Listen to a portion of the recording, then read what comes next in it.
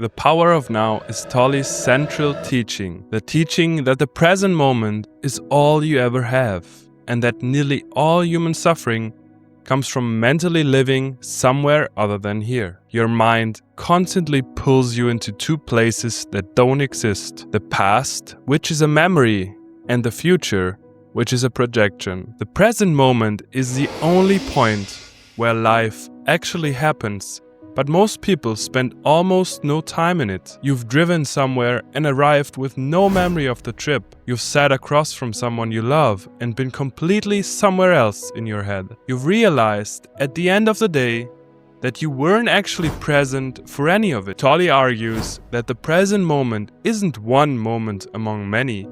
It's the only moment there ever is. Past and future are mental constructs that your mind uses to avoid the simplicity of what's directly in front of you. Most self-help tells you to plan better, set goals, or learn from the past. Tolle says all of that is the mind's way of staying in control. And the thing it's controlling you away from is the only place where peace exists. Life isn't happening to you while you're busy thinking about it. Life is the moment you keep thinking past. The ego is Tolle's name for the false self, a mental construction made of thoughts, labels, opinions, and stories that you mistake for who you really are. The ego isn't confidence or arrogance in the everyday sense.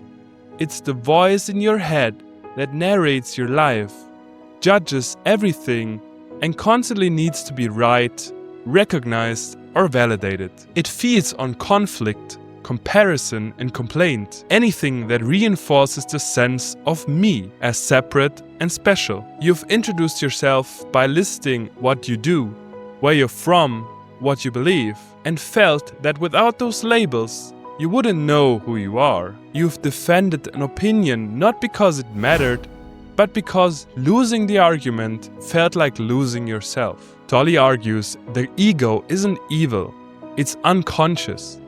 It's a survival mechanism that once helped humans navigate threats, but now runs on autopilot, generating anxiety about futures that don't exist and resentment about pasts that are over. The ego's greatest trick is making you think it is you. Every thought that begins with I am followed by a label, I am successful, I am a failure, I am not enough, is the ego constructing an identity that requires constant maintenance and defense. The ego isn't who you are, it's who you think you are.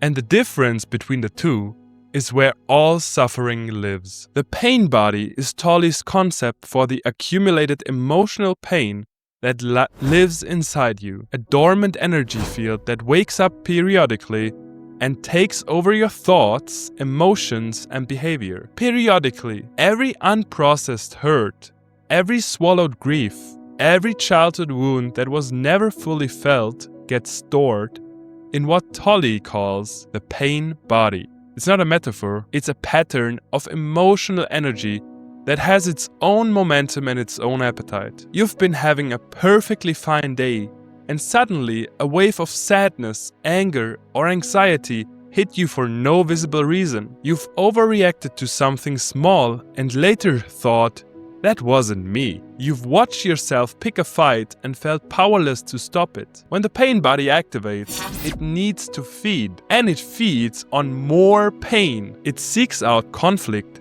interprets neutral events as threats, and provokes reactions from others that generate the suffering it needs to stay alive. Two activated pain bodies in the same room will find each other instantly. The key to disarming the pain body isn't fighting it, it's recognizing it. The moment you can observe it as a pattern instead of identifying with it as you, its power begins to dissolve, because awareness is the one thing it can't survive. Presence is the state Tolle describes as your natural condition, the aware, alive stillness underneath the noise of thinking, which most people have been disconnected from since childhood. Being isn't something you do, It's what remains when doing stops. It's the awareness behind your thoughts, the space in which emotions arise and dissolve. Tolle distinguishes between your life situation,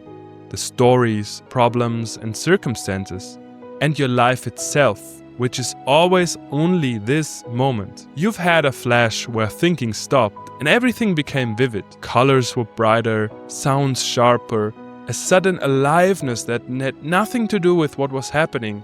You felt in nature, in danger, or in a moment of total absorption. Tolle argues that this isn't a special state reserved for monks. It's your default setting, buried under decades of compulsive thinking. The mind generates a constant stream of noise that drowns out presence the way static drowns out a signal. Presence isn't something you achieve through effort, it's the mind trying to reach a state that only exists when the mind relaxes. The paradox is central to Tolle's teaching. You can't think your way into space beyond thought. You don't become present, you stop doing the thing that's preventing it. The watcher is practical instruction, the discovery that you can observe your own thoughts, which means you are not your thoughts because the observer and the observed can't be the same thing. The moment you notice a thought, there are two, the thought itself and the awareness that noticed it. That awareness,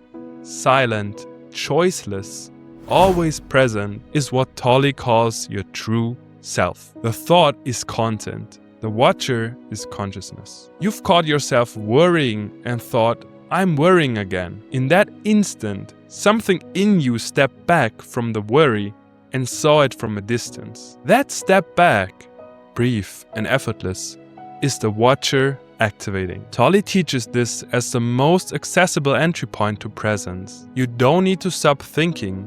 You just need to notice that thinking is happening. The gap between the thought and the awareness of the thought is the entire teaching compressed into a single moment. Most people live inside their thoughts, the way a fish lives in the water, so completely immersed they don't know they are wet. The watcher is the first moment you realize the water exists and that you're something other than the water. You've been looking for yourself in your thoughts, but you're the one doing the looking. Unconsciousness versus consciousness is Tolle's framework for the two modes of human existence: reacting automatically from mental patterns or responding with awareness from the present moment. Unconsciousness isn't sleep. It's being awake but operating on autopilot. Your thoughts run the show. Your ego makes decisions. Your pain body drives reactions. And you identify with all of it completely. Consciousness is the moment you wake up inside your own life and realize you have a choice. You've said something hurtful on autopilot and only realized it afterward. You've spent an entire conversation rehearsing your response instead of listening. You've lived through a week where nothing was wrong, but nothing felt alive either. Tolle argues that humanity's collective unconsciousness is responsible for virtually every form of suffering: war, exploitation, environmental destruction, relationship dysfunction. It's not that people are evil, they're asleep. And asleep people act from fear, greed, and reactivity without knowing they have another option. The shift from unconsciousness to consciousness doesn't require dramatic awakening. It happens every time you pause before reacting. Every time you feel an emotion without being consumed by it. Every time you choose awareness over autopilot. The opposite of unconsciousness isn't knowledge. It's the moment you realize you've been asleep while your eyes were open. Surrender is Tolle's most misunderstood teaching. Not giving up or going passive, but dropping your inner resistance to what is already happening in the moment. Resistance is the mind's refusal to accept reality as it is right now. You argue with the weather, with traffic, with a diagnosis, with another person's behavior, fighting things that have already happened. Surrender means stopping that fight, not because you approve, but because fighting the present is fighting something that's already won. You've been stuck in a situation you couldn't change and felt the exhaustion of mentally pushing against it. You've also had a moment where you stopped resisting, truly let go, and felt an immediate wave of relief, even though nothing external changed. Tolle distinguishes surrender from passivity. You can surrender to the present moment and still take action. In fact, action that comes from acceptance is far more effective than action that comes from resistance, because it's not contaminated by anger, fear, or frustration. The ego hates surrender because surrender means the ego loses control of the narrative. Acceptance feels like weakness to a mind that equates resistance with strength. But Tolle argues resistance is the weakness, because it drains energy fighting reality instead of working with it. Surrender isn't losing the fight. It's realizing you've been fighting something that was never your enemy. Time as illusion is Tolle's argument that clock time is a useful tool, but psychological time, living in past and future, is the source of virtually all mental suffering. Clock time is practical.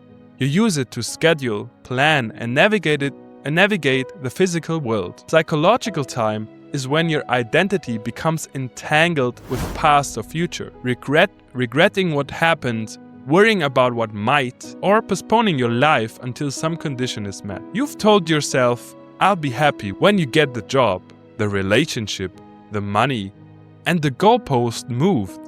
You spent hours reliving a conversation from last week, generating fresh anger from a moment that no longer exists. Tolle argues that past and future have no reality outside of thought. The past is a memory occurring now, and the future is an imagination occurring now. The only thing that's ever real is this moment. Psychological time is the mind's strategy for avoiding it. This doesn't mean you stop making plans or learning from experience. It means you stop living in plans and memories at the expense of the present. The only place where life, peace, and transformation actually occur. The past can't hurt you.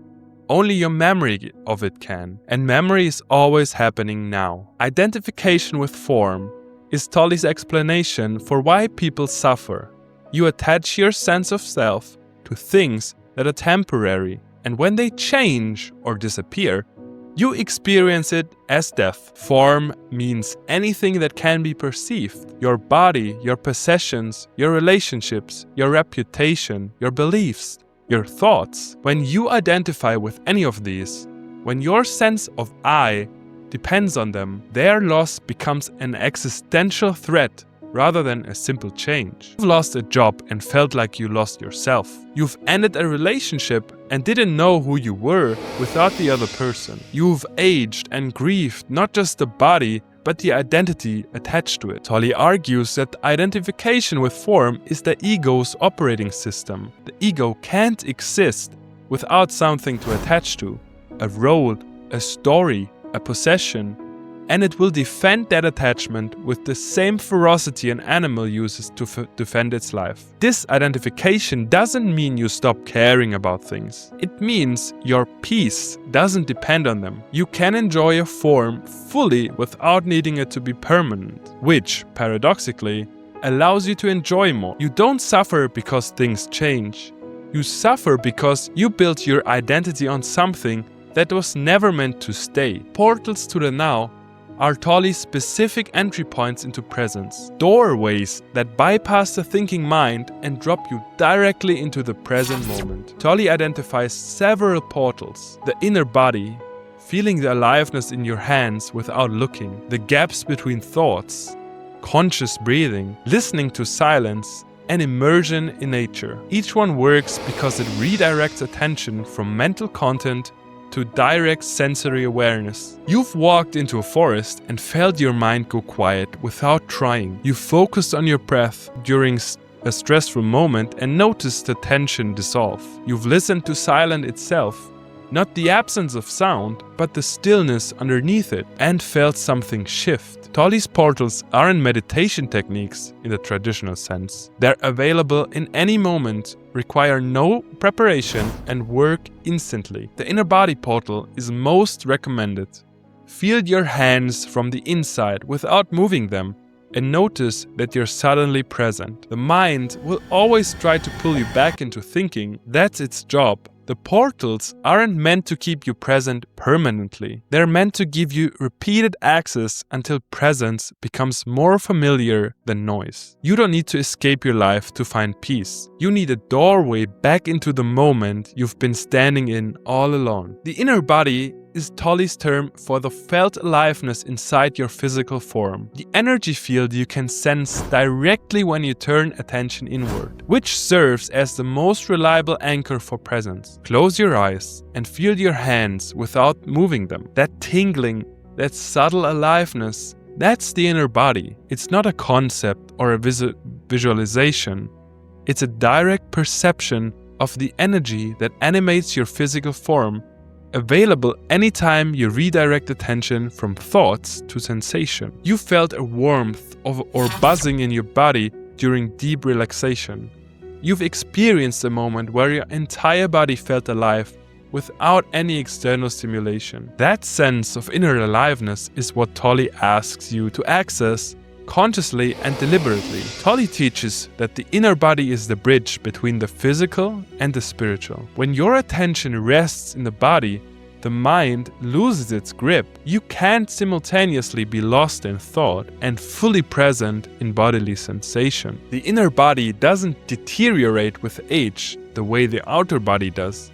Tolle describes it as the formless dimension expressing itself through form, and learning to inhabit it fully transforms your relationship to your body from identification to inhabitation. Your body isn't just something you live in, it's a doorway to the aliveness you've been looking for everywhere else. A new earth is Tolle's vision of humanity's next stage.